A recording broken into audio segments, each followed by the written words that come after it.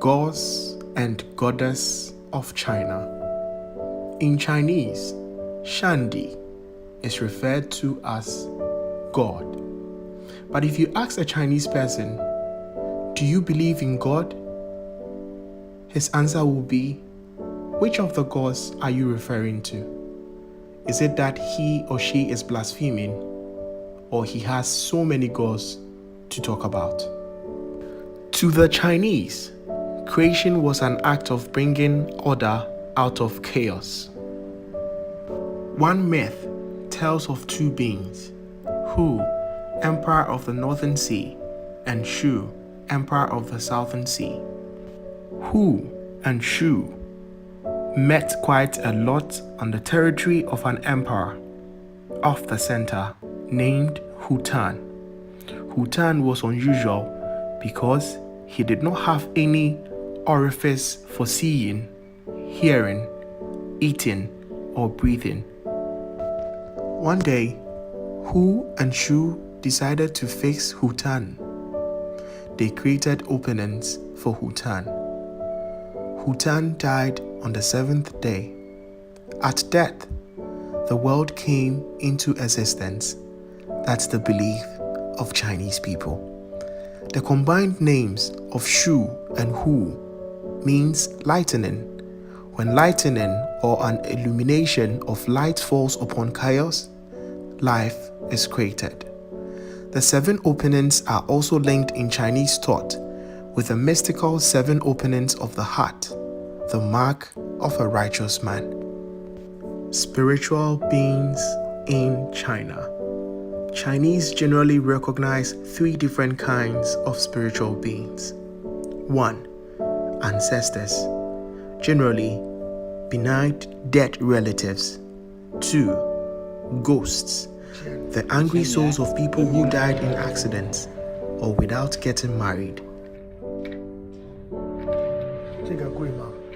这是地藏王，也不贵，这是多少钱呢？这是500多的500。558元。558元，不贵不贵。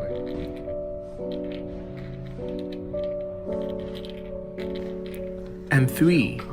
Gods.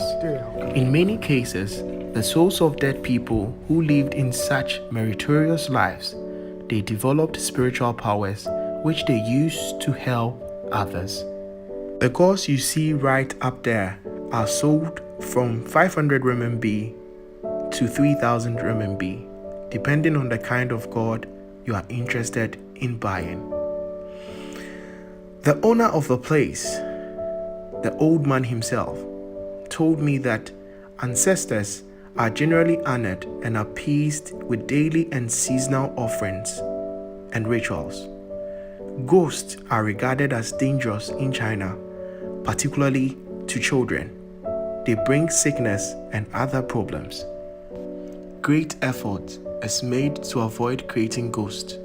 If someone dies in an accident or is unmarried at the time of their death, efforts are made to appease the person so they do not cause trouble for the living. Seasonal rituals are held to appease them.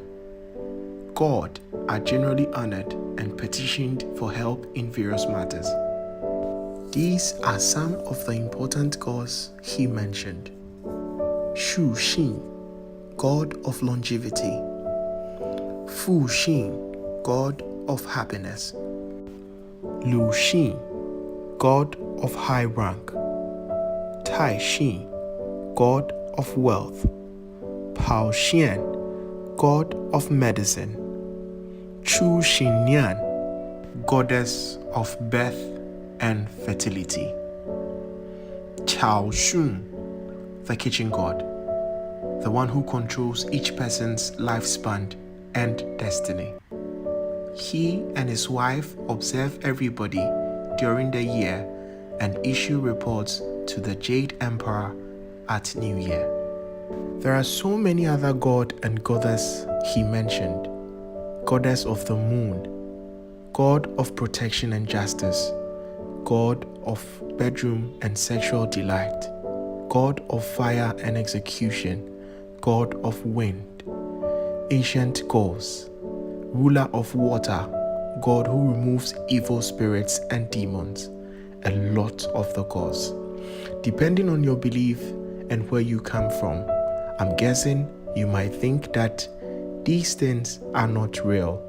When you are in China and you enter a restaurant, a supermarket, or a hotel, right at the corner or in front of the building, you'd see one of these gods. Make sure you don't touch them. It is widely believed in China with teaching that even before we get our salaries, our bosses put these monies on these gods before they are given to us. I hope you enjoyed this episode and you've learned a lot about gods in China. Keep it locked.